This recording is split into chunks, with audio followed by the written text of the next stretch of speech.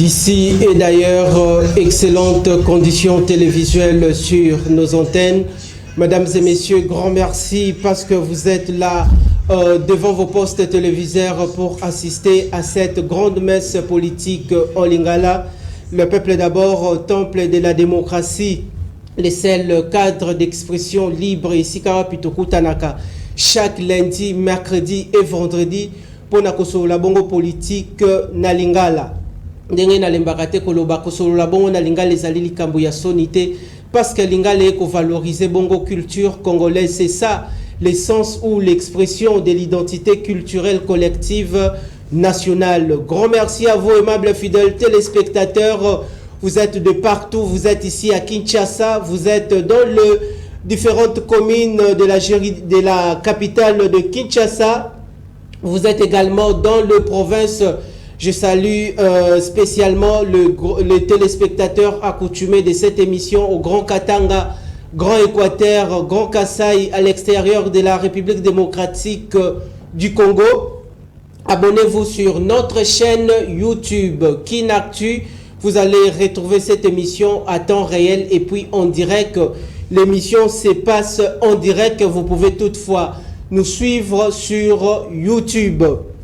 TV Moko Batuebele Ndenge na Lembakate Koloba.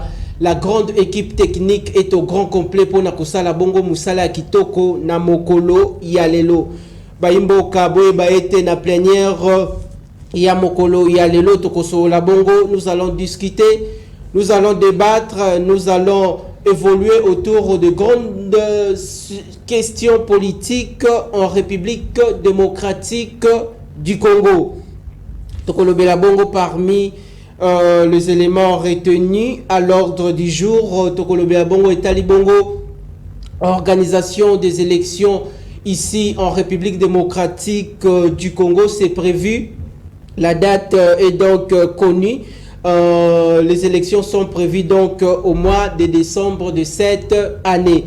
Et puis dans le même optique, la CENI,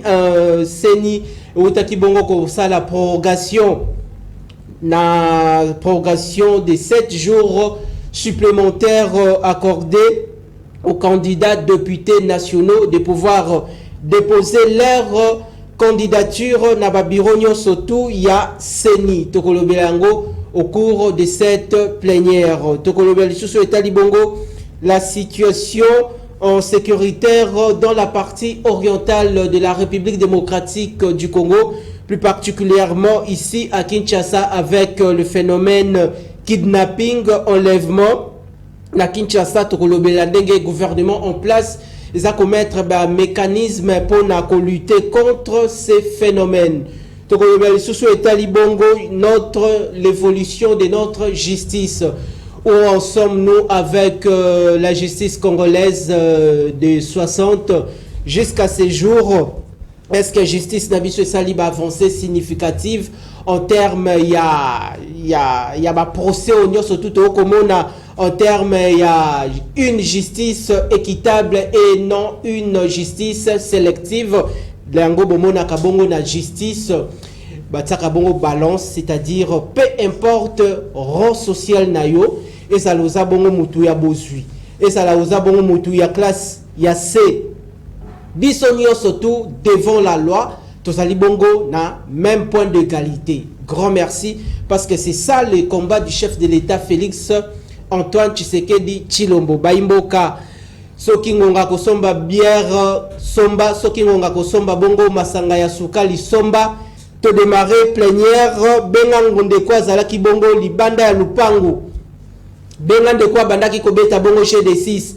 Bengan de quoi bandaki kobeta bongo kiker. Si quoi komi makambo ya kosolola bongo mboka.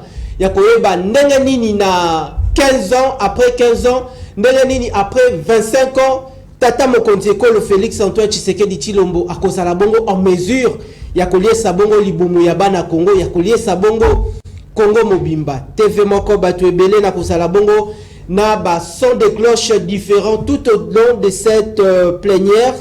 Na kopesa bongo maloba epai ya élu du peuple mwana mboka Jean-Patrick Moussenga. Je rappelle qu'il est acteur politique congolais, Azabongo, défenseur des intérêts de la République, Aebongo Kolobela Bongo Mboka, une fois de plus, Mwana Mboka, élu du peuple, c'est sous demande de la population d'Eto, Zongisio Lisusu, la plénière ya Mokola Lelo, pour la console, la bongo politique, na lingala. Malobe pa inayo. Merci beaucoup pour na mbela. Merci pour na bosengi ya balandi, ba fidèle nyonso ya kinactu. Ko sepela que ngai nazonga lisusu na masolo na kinactu. Na pesi bino merci matondi mingi. Ezali pe occasion na pesa boya nga bandeko mbote. Na ba oyo tobengaka ba victime de guerre. Oyo bakufela na kati ya bitumba. Oyo pe ba déplaça na pona bitumba.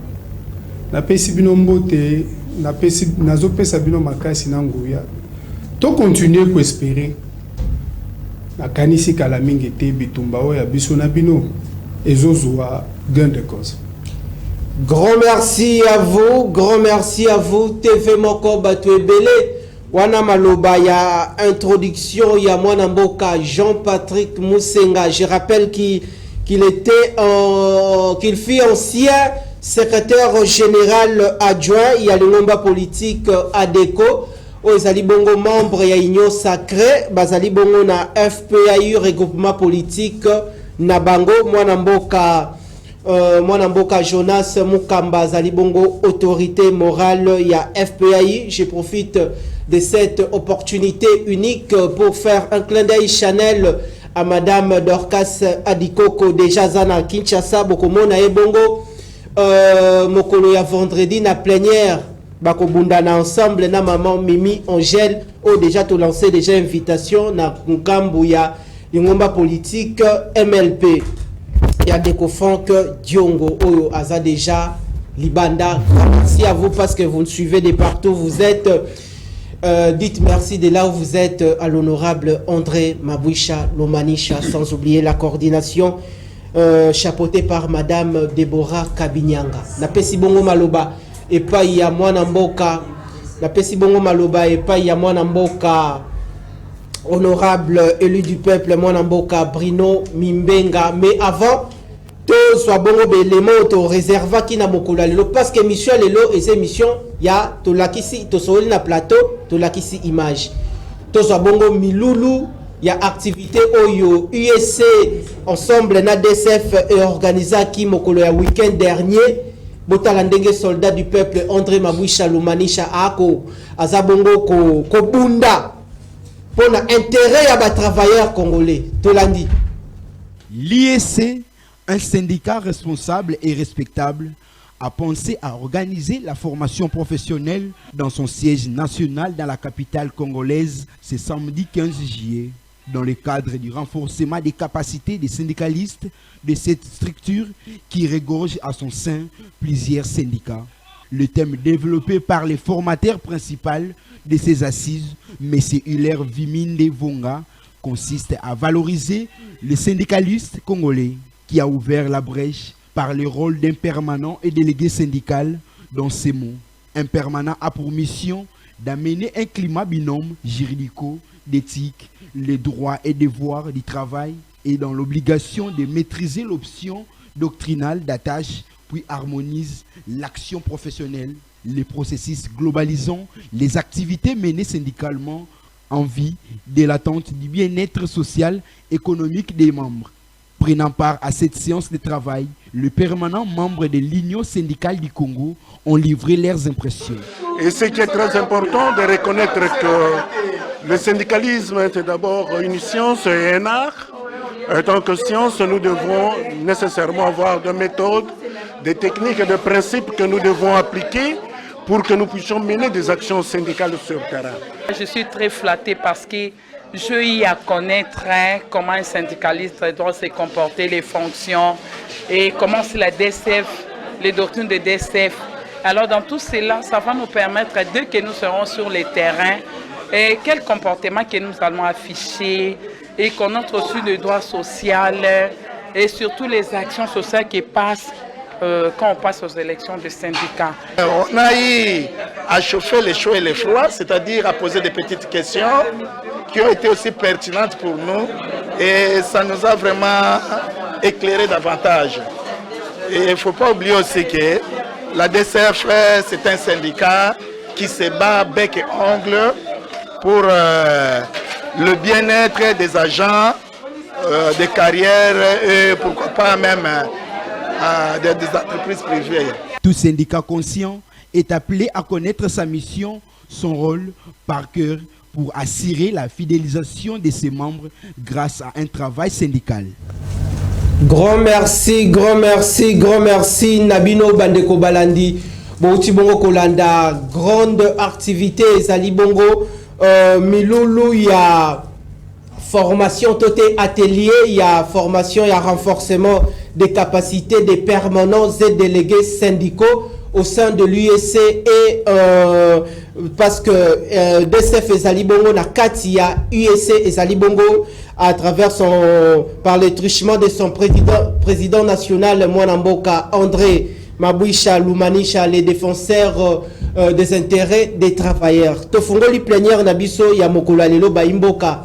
Veuillez nous excuser pour un souci lié à la technique. Tofongoli plénière.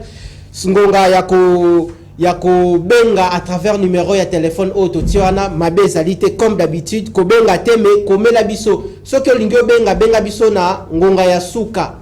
30 dernières minutes. Mwanamboka Bruno Mimbenga, élu du peuple, encore une fois, Boye Malam na plénière, Yamokola Lelo. Merci Ndeko Richard.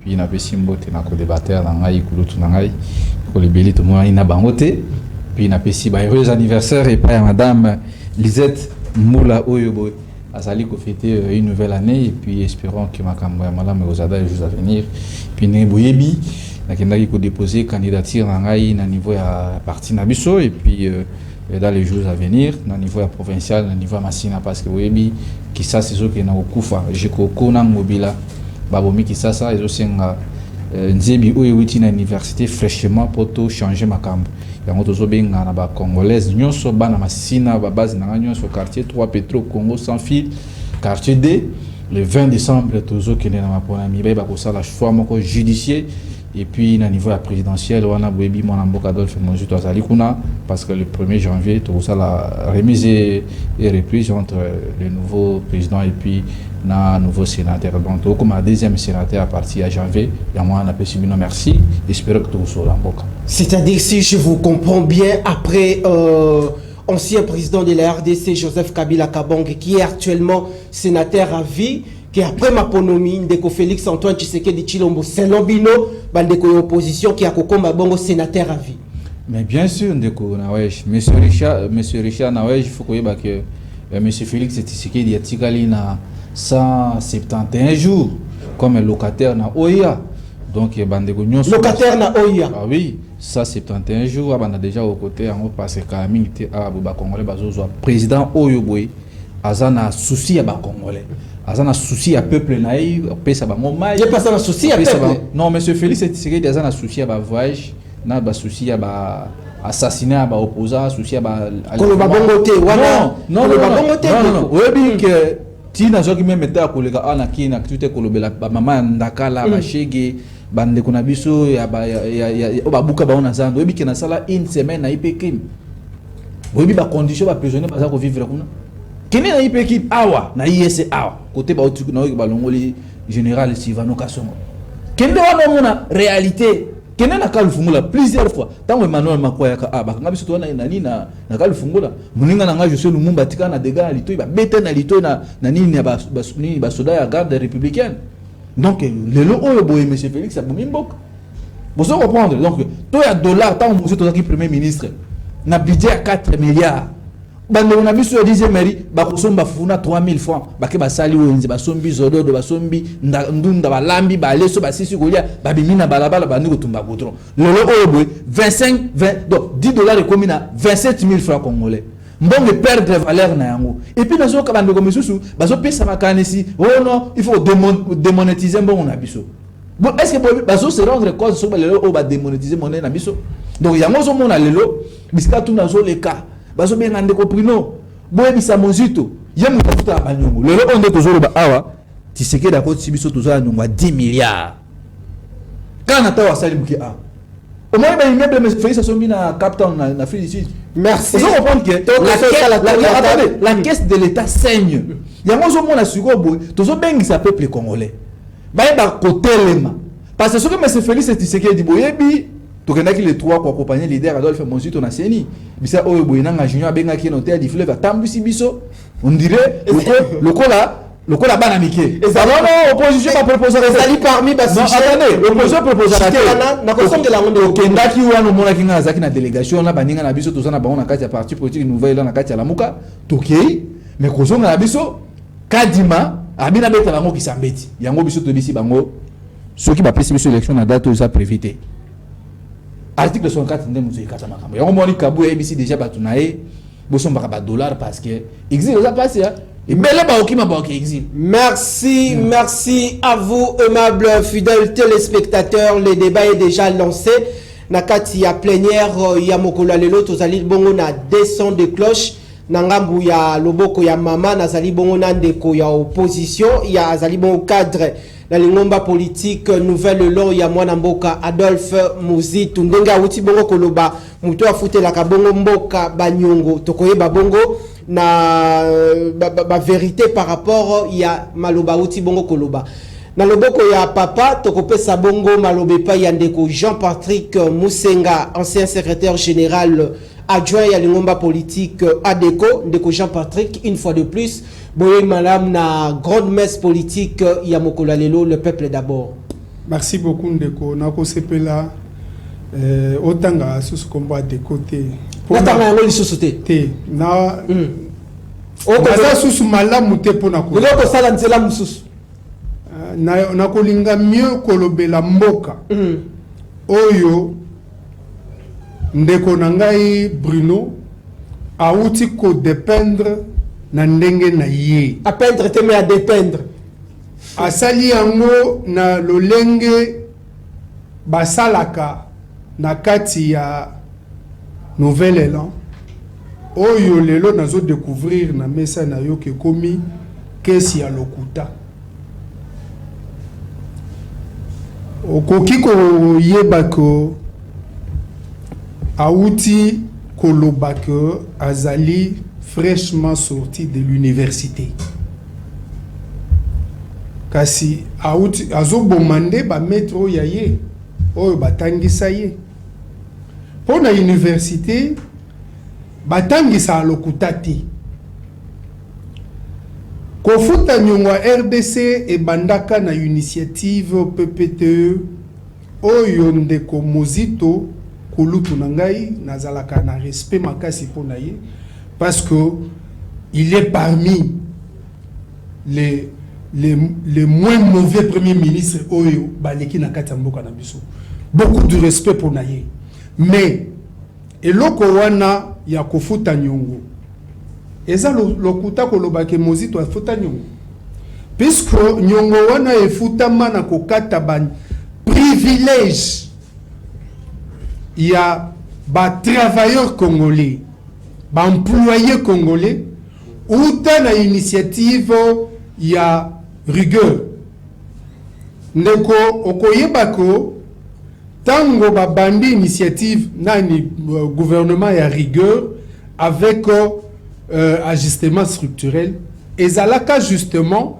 ya kolongola ba dépenses misusu belé pona kotikala na mwanda mwambongo kofuta kanyo donc ebandaka sous maréchal donc ezande ko Mozito te muto afuti nyongo okay. Seulement et yaki kosalema ko ba annuelaki dette ya RDC na gouvernement oyo ya kolutu nanga Mozito kolobaki afuta nyongo ya Congo eza lokuta en plus ndeko nanga Mimbenga akoki koyebisa biso kulutu nanga Mozito tango azwaka pouvoir sous patriarche Gizenga ya Ndivé azwaka dollar na combien et puis atika kango na combien parce que toyebiko mboka na biso connaîtraka stabilité monétaire na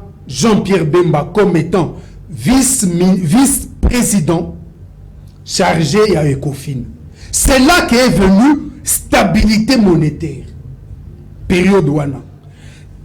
Et yekokoma na patriarche ya biso ya RDC Antoine Gizenga, paix à son âme. Aye a continué stabilité mais tango kulutu nanga Mozito azui pouvoir. Azwaka dollar na combien? Merci. Atika kiango na combien? Ce ne sont pas des choses que l'on doit rappeler. C'est vrai. Régime Yabiso, nous savons vraiment que côté wana Koko Suezali. Tokoki komiku misate. Chite wana. Côté économie Koko Suezali na biso. C'est vrai. Merci. Mais kolobako. Félix Antoine Tshisekedi a sali le côté lokuta parce que maintenant azolo ba bien que na 2024 na janvier ndeko Tshisekedi a reçu la remise reprise na ndeko Mozito sénateur à vie tourne à épée koki au moins à kozalaka sénateur à vie pour oyasiko aboya qui n'est qui sénateur à vie alinga zonga sous président donc hier peut-être to banda benga est prisonnier. Merci, on va voir. Mais Tshisekedi a coûté kaka pouvoir parce que c'est un démocrate. Merci. Soki population na peuple na biso a se peli sous na yeti Tshisekedi a coûté kaka pouvoir. Mais retenez date à l'élo. Tokoya na 2024. Okomona yomoko. Peuple doit s'attacher à Tshisekedi. Grand merci, c'est l'ambiance dans cette mission. Bokota Labiso d'ici et d'ailleurs, excellentes conditions télévisuelles. Sachez-les que Kinactu TV, nous sommes présentement sur TNT en clair, BlueSat et dans les réseaux sociaux. Au côté la émission na télévision, tous abonnons en direct au côté la ngopé na téléphone na yo sur notre chaîne YouTube. Et c'est ainsi qu'aux alliés et s'engeli au s'abonner na nous na Kinactu TV. Grand merci Nabino. Je crois message et les canines Ndeko Brino.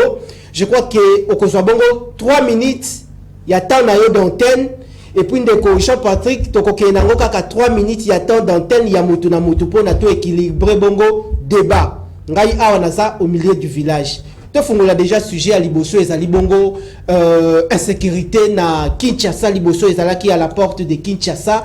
Dans la partie orientale de la République démocratique du Congo, Tata Mokondi na volonté naé, il y a garant, il y a sécurité individuelle et collective, et puis il y a institution de la République, Azad Kobunda, pour assurer bon rétablissement dans ces coins de la République. Mais insécurité à Kinshasa, il y a le phénomène Mobondo, il y a de l'autre côté enlèvement. Lecture nini opposition le loyo akosala ndenge akotala makambo na musika parce que balobaka joueur azobeta bongo muto azabongo libanda o azana terrain te amona ka makambo belé koleka joueur wa kobeta bongo na terrain bino na opposition bolobi nini. Merci ndeko Nawej.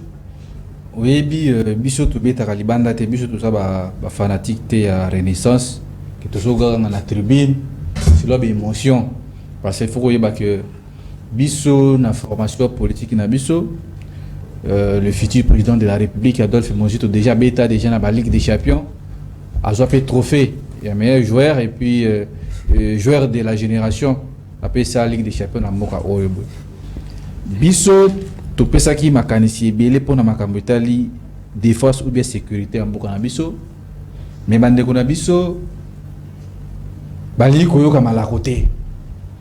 Tango ndeko na ngai Jean-Patrick kulutu na ngai aza koloba awa ke balongolaki banyongo yango esalaki ke to koma Donc tout ça, le pays pauvre le plus endetté. Mais Moutoua, il faut avoir une bonne volonté au foot, non? C'est ce que Mouzito avait fait. Ce que ça, une volonté de il a payé des dettes.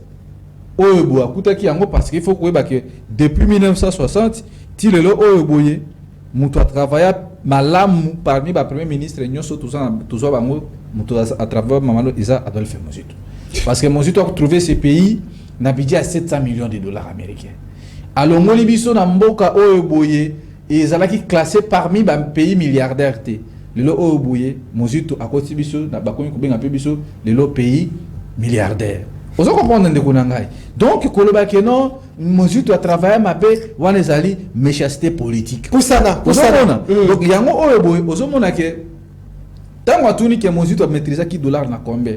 Na 2006 tango baye kozwa pouvoir ya monsieur Kabila na ba ninga na ye dollar a bazaka à l'époque na 400 francs. Vous comprenez? 4000 francs congolais si je ne me trompe pas. Et Mathieu Mouzito ko maîtriser dollar na 90. Et vandi ba kulutu na biso bazo mata mutuka azo salata nini mikata noté azo mata mutuka ndeza na ba na nini na Maroc na Afrique du Sud. Donc, Mouzito avait maîtrisé la situation du pays. Parce que c'est Mouzito qui a souci à travailler pour Namboka. Il a besoin que non, Mboka na biso ezongi sima. To pesa oyo bobiso to yekoli na classe. To pesa oyo que non, bana na biso baza bénéficiaire nango. Metala le oyo we. Dans le baro, ça m'a le compte de c'est un assistant, mais c'est ce qu'il dit. Bah, Bruno, il n'y a pas ça m'a le compte de depuis ça m'a le compte d'Azarana. Il est ministre, il n'est pas. Non, ça m'a le compte d'Azarana, assistant, mais c'est ce qu'il dit. Le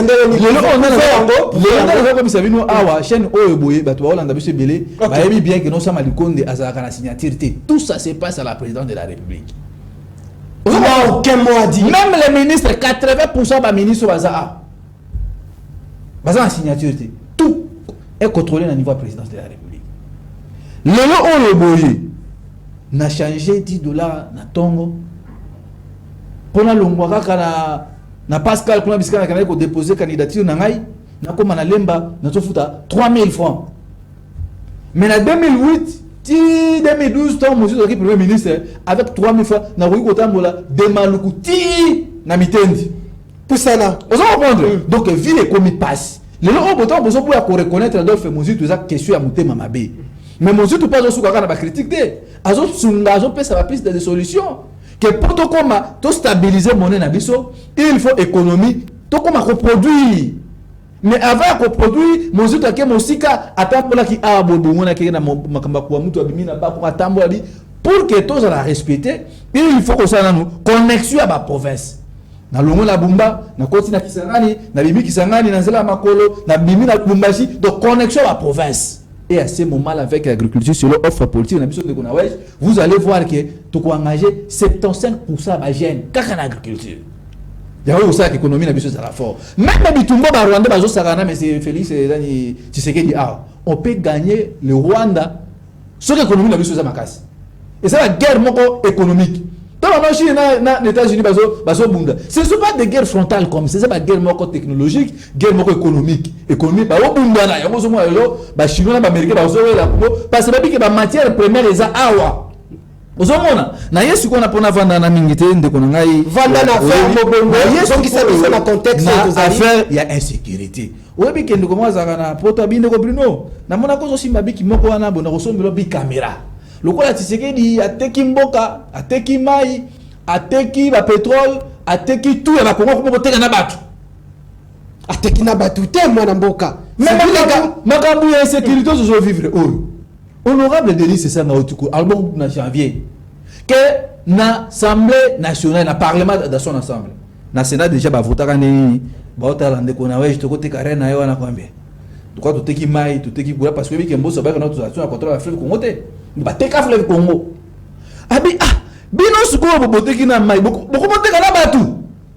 Vous comprendre? Donc il y a un moment dans l'émission na loba na bi monsieur ya me se féliciter ko sa mission na peri ima.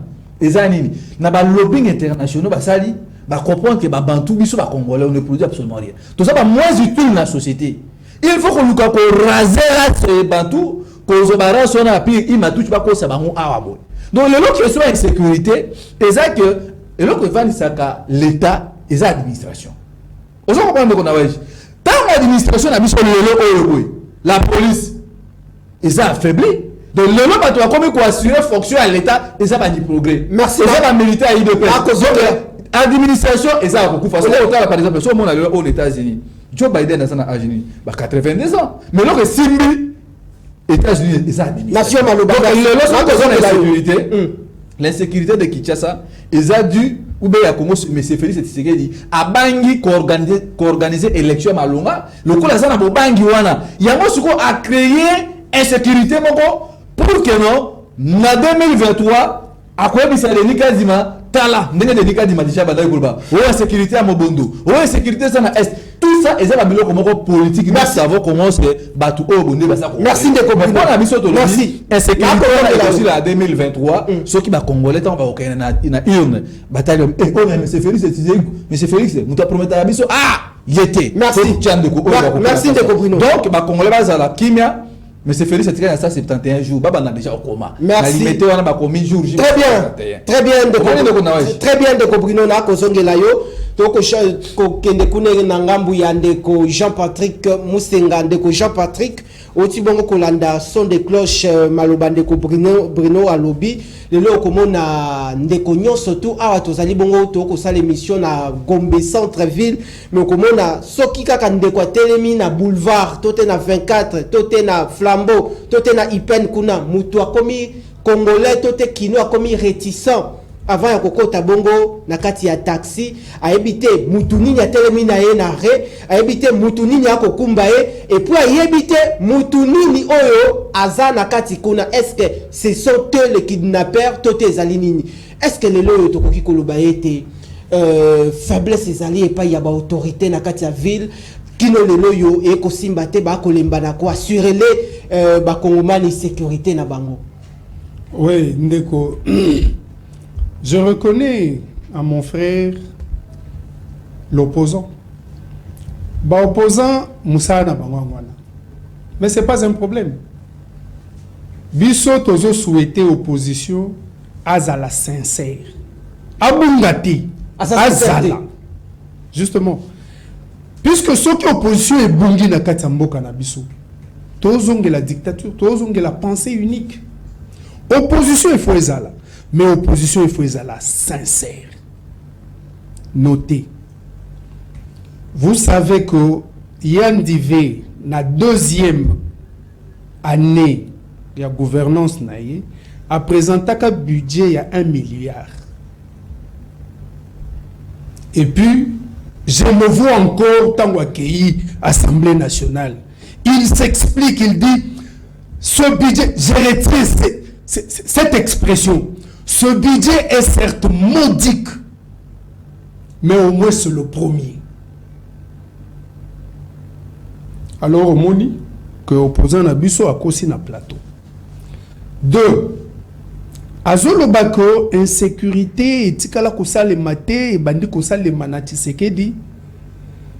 Moko bino moko boza ko mais bino provoquer insécurité pour la bonne. Bino moko boza banakin.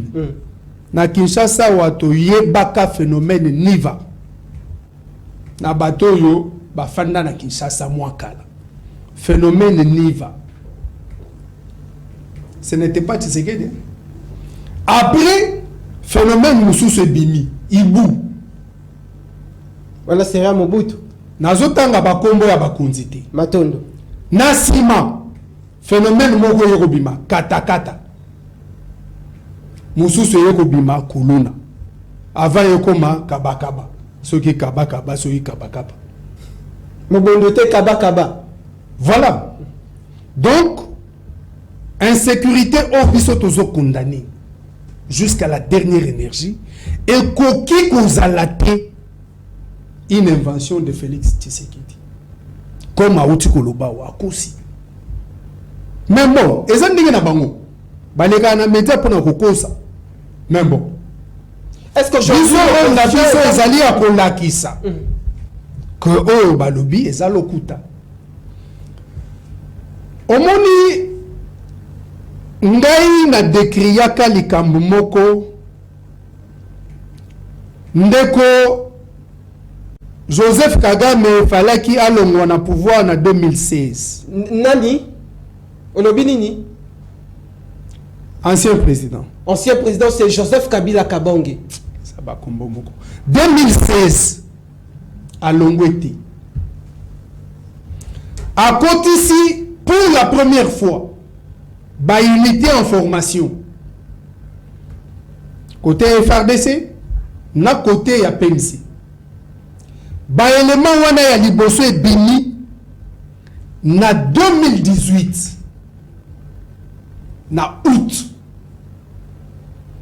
Il y a eu près de 17 000 policiers recrutés, embranchés et tout ça. Moi, j'ai décrié ça. Il y a une situation qui se crée. Qui crée cette situation et qui est derrière cette situation? Dans des grandes villes, pas seulement Kinshasa, parce qu'il y en a eu à Lubumbashi. Et là, c'était encore sous le régime de Kabila. Moi, j'avais décrié ça. C'est la même situation qu'on connaît aujourd'hui avec le chef de l'État Félix Antoine Tshisekedi. C'était une théorie du chaos qui avait été mise en place. Pour quel but? Il y a eu dans tous les centres d'instruction les troupes qui sont sorties. Sa formation. On retrouve seulement une partie de ceux qui avaient été formés et les autres, l'administration bazoye batterie bazawapi. Je me résigne de citer les noms parce que ce sont mes sources qu'on ne me demande pas de révéler mes sources. Une grande partie ya batouana ba format baza ni na FRDC ni na la police. C'est la situation que Tshisekedi a trouvée. Et malgré ça, on ne dit pas qu'on doit rester bras croisés. Pourquoi vous laissez cette situation comme ça? Pourquoi vous décrivez? Nous nous battons. C'est pour montrer que Tshisekedi est à la hauteur de la menace. Chité. Il se bat contre tous ces complots qui avaient été mis en place pour endayer le pays. Et puis, Azotanga Kulutunangai Mozito. On a une proposition Mozito. Il faut attaquer le Rwanda.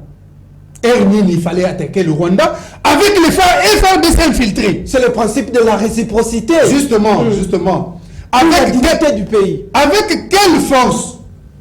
Vous imaginez? Moi, j'étais quand même dans les services. Il y a un principe de combat qui dit la force doit être proportionnelle ou supérieure à l'adversaire avant de l'attaquer. Les FARDC n'avaient pas la proportionnalité de feu par rapport au Rwanda. C'était brûler le pays. Grand merci. Si on suivait cette proposition, Azolo Bako, proposition, il y a qu'à produire. C'est une bonne proposition.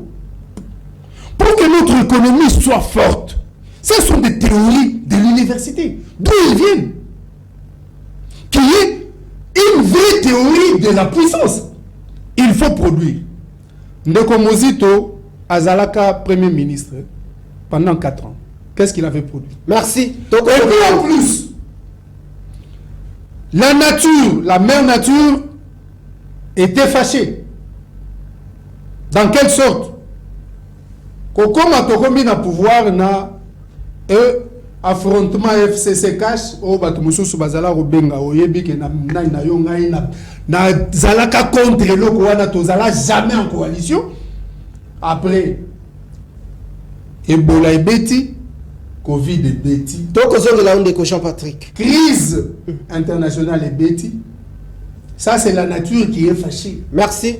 Et malgré ça, Tshisekedi se bat.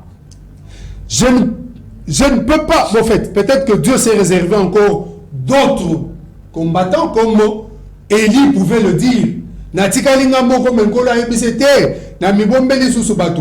Nazotala, à part Tshisekedi, qui pouvait faire face à cette situation ou à cette période, dans cette situation par laquelle la RDC est passée. Merci, merci. Qui qu'il soit, merci. Il allait se mordre les dents. Merci, monsieur Jean-Patrick Moussenga. Il y a de milliers de personnes qui sont branchés en scène net, moment en train de nous suivre. Grand merci parce que Bolingi Biso Mingi, Bolingi Kinactu Télévision Mingi, Bolingi le peuple d'abord Mingi parce que Zali émission ya peuple. Ba ministre bala la pongité, bazawana pona. Ko sale la bongo musala na bango pona ko accompagner vision ya tata mokonzi ekolo. Gouvernement net le peuple d'abord ya lelo za opposant. Tozong si maloba. Opesi opposant 12 minutes. Ngai opesi nga 10 minutes. Wana na moni. Bazala ikotala montre. Donc le peuple d'abord à lelo za ya ba. Monsieur maloba ndeko Jean Patrick Matongo toko zongela yo. Ici c'est le cadre d'expression libre, nous équilibrons les débats. Mais cette fois-ci, Bruno Mimbenga. Ndeko Bruno, vous êtes de l'opposition, bien que l'opposition est là pour... Nous ne sommes pas de l'opposition, nous sommes de la résistance parce que la Mouka avait gagné des élections. Ah, comme Martin Fayoulou, il est aussi de la résistance. Moi, je ne suis pas venu parler du président Fayoulou. Le président Fayoulou Bazan. Mais lui aussi, il est dans la résistance. Non, on Bazan en opposition pour avoir reconnu la victoire. Mouzit n'a jamais trahi son peuple. Nous sommes dans la Mouka, toujours continuer le combat à la résistance. Vous continuez toujours le combat de la résistance, grand merci. Alors, opposition, résistance, on a pour critiquer que la Moussabongo, le pouvoir en place. Est-ce que Nandenge Boza s'inscrire dans la démarche Nabino Yakozala Bakengeli la population Bisika Oyo, le régime en place Bakosalate, Laki population, Bapesi Laka, mais Basaleli Yangote, Bino Boza on a pour Beta Sete, Botala Isika Obolaka qui peuple, mais Bosaleli Yangote. Est-ce que aujourd'hui l'opposition ou la résistance est en train de jouer réellement de faire réellement son travail?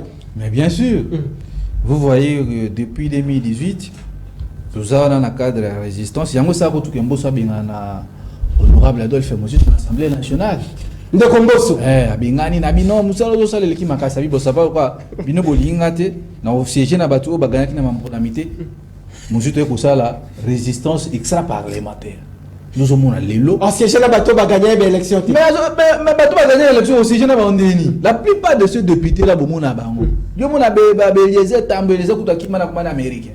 Ba nemba américain. Ya solo anoza ba preuve. La famille d'Eliezer Sarasou dans le Congo a atteint la nationalité américaine. Il y a une réunion sacrée, mais c'est un exilé politique. Vous allez-y comprendre. Moi, je suis en HST. Eliezer qui vote dans le Congo, cette fois-ci, il faut postuler dans le Canada.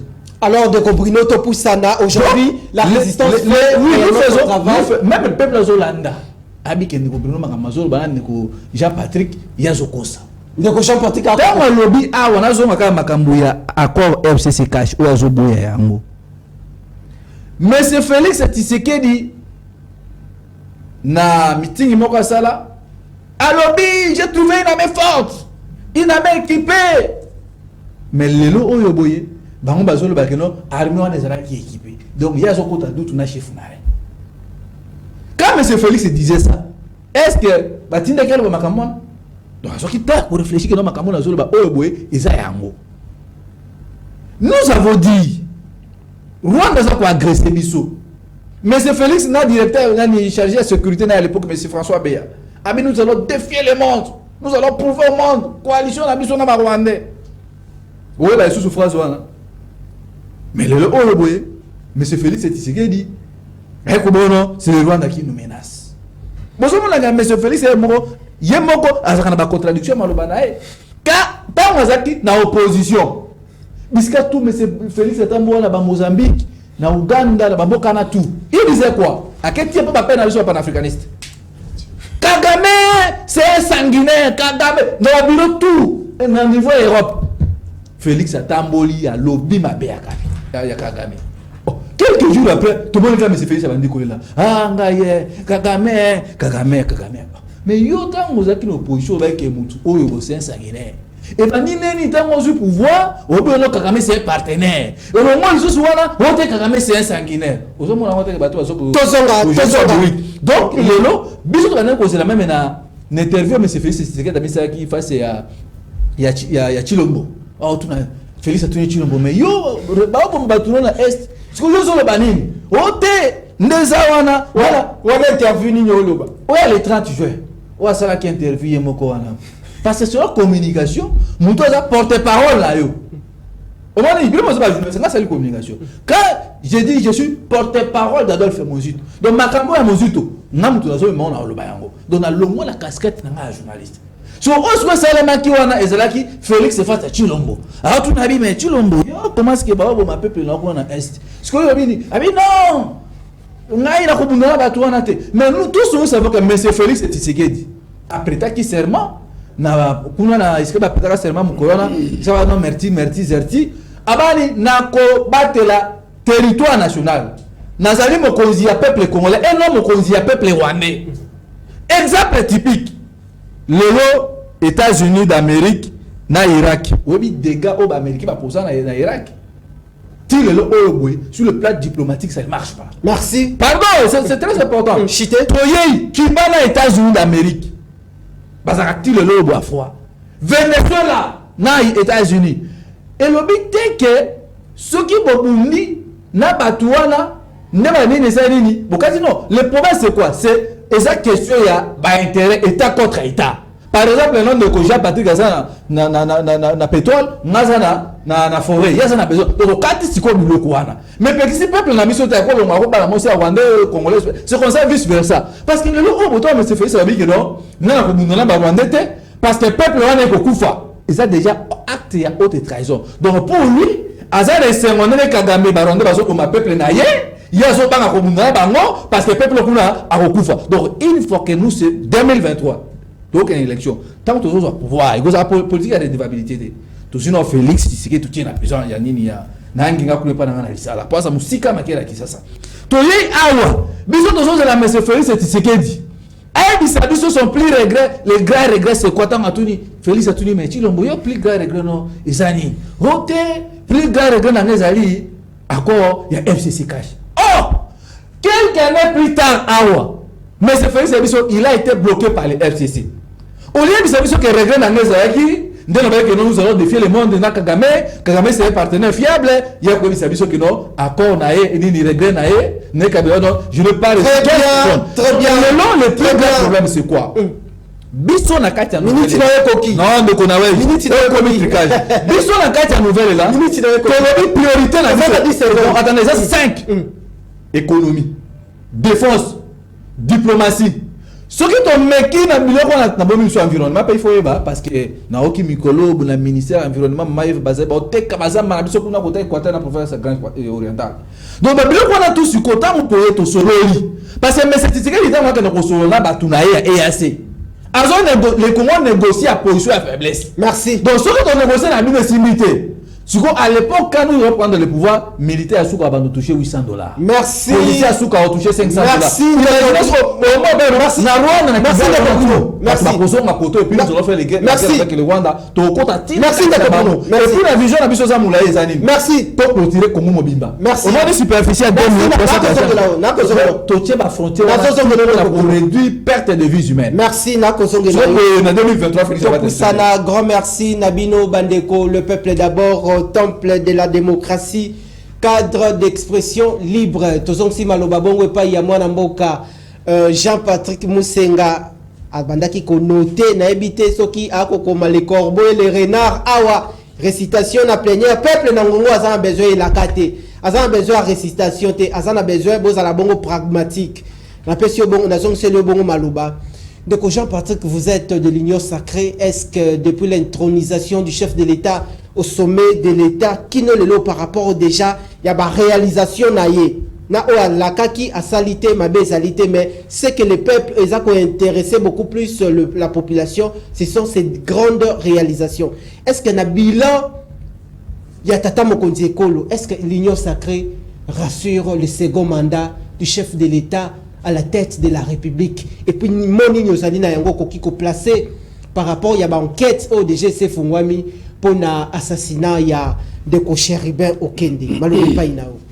Merci beaucoup Ndeko. Soki na bosani likambo moko o meka ko rappeler na ebité so ina zangonga boni j'aurais certes tant moko na ko débatteur na ngai. Awa azo rappeler makambo ya bakor. Osana 5 minutes. Kasi ye azoki 5 te. Te na ngande mutu nazali de la montre. Malam. azoloba makambo bakor. Bakor basinya kango balongola kayango. Et bon, je comprends que Nouvel Élan n'a ne commis école politique. Na ba tribune belé salemaka. Bon, je comprends parce que c'est un cadre à Nouvel Élan. Ayebite ko na évolution politique na kati ya société. La société n'est jamais statique. La société est dynamique. Ce qui peut être bon aujourd'hui ne le sera pas nécessairement demain. Donc, lorsque les gens ou les choses changent, surtout en accord politique, quoi de plus normal? L'ami d'aujourd'hui peut devenir ennemi demain. Ça, ce n'est pas Tshisekedi qui invente ça. Ce n'est pas moi qui ai inventé ça.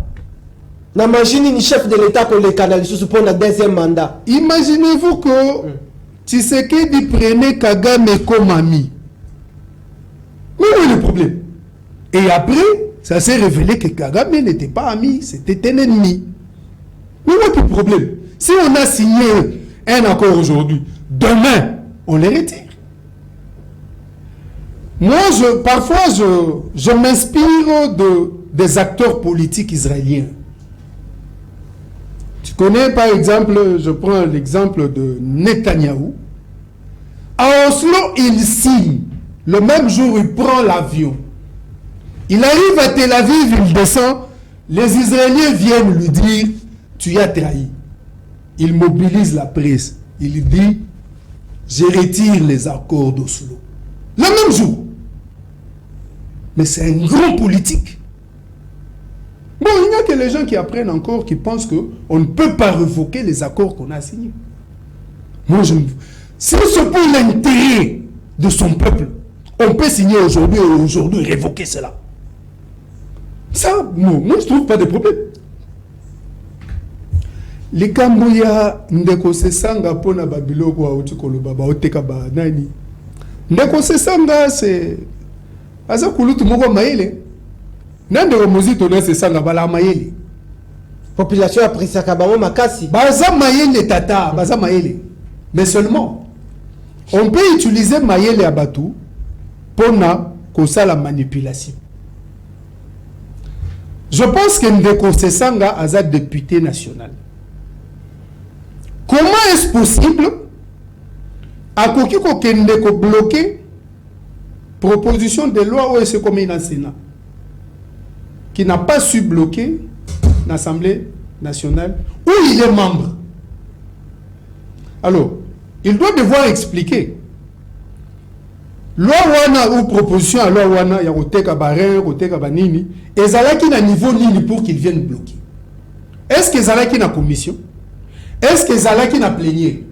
Mais ceux qui ezalaki na plénière et qu'il vient, il bloque. Où est le problème? C'est ça son rôle. Mais ceux qui c'est les gars qui na plénière Assemblée nationale et comment qui na Sénat, il est allé bloquer ça en quel titre? Vous avez qu'il y a une petite manipulation dedans. Pour ça, donc, et ça, mwana mayele netiye akoki kolanda ba leader na ye wana te comme mukila ezolanda. Non, non. Quand il évoque les Gambouassé Sangao, ce n'est pas pour autant que je mets en doute l'intelligence de ces Sanga. Les Gambouya, ma proposition, il y a pouvoir, il y a Tshisekedi par rapport, il y a opposition ou résistance au Bango Basali. Oyo, ce qui y a solo, il fallait qu'il a proposé qu'il faut que ça la interconnexion, il y a pas province. C'est ce que Tshisekedi est en train de faire.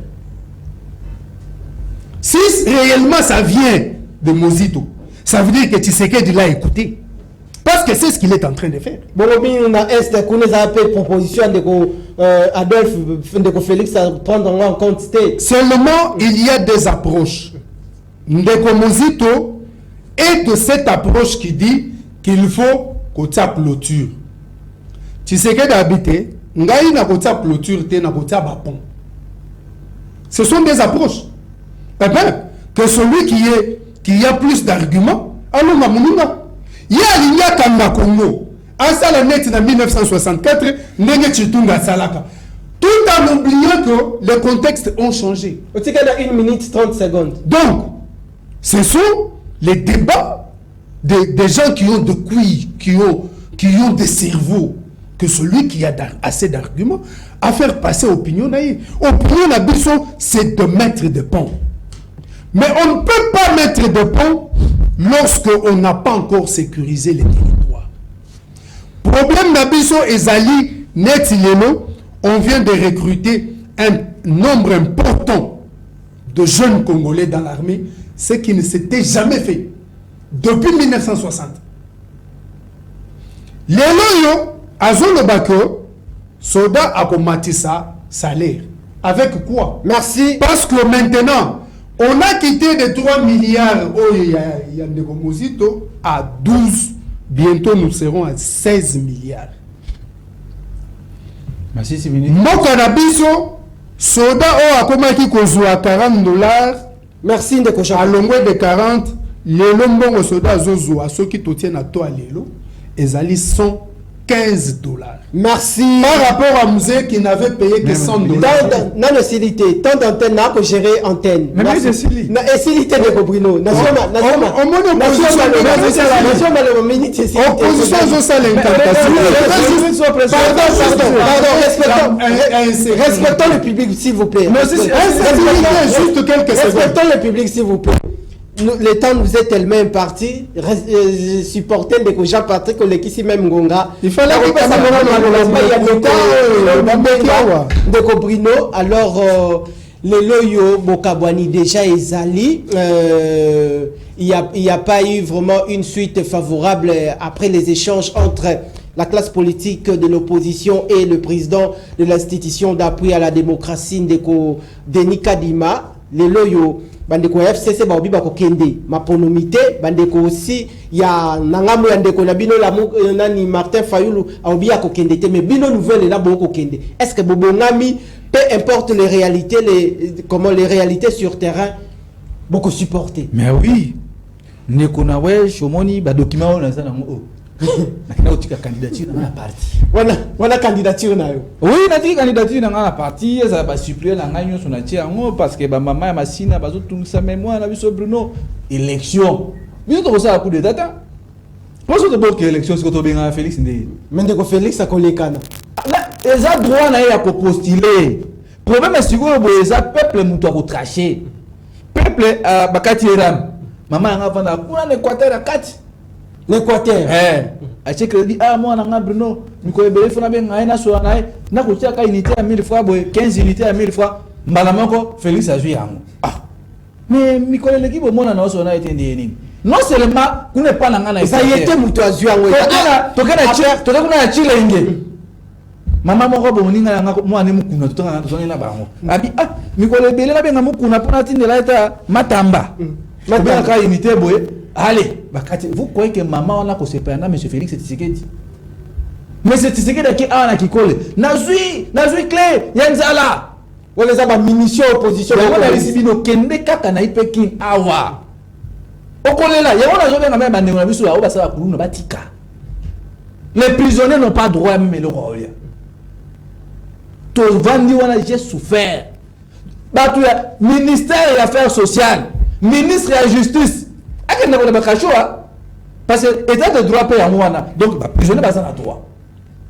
Les prisonniers comme il. Donc, moi, c'est lui qui m'a dit donc, moi, je respecte pour des arrêtés. Parce que moi, je suis négocié Patrick Moussenga a fondé Tshisekedi. A fondé. Il y a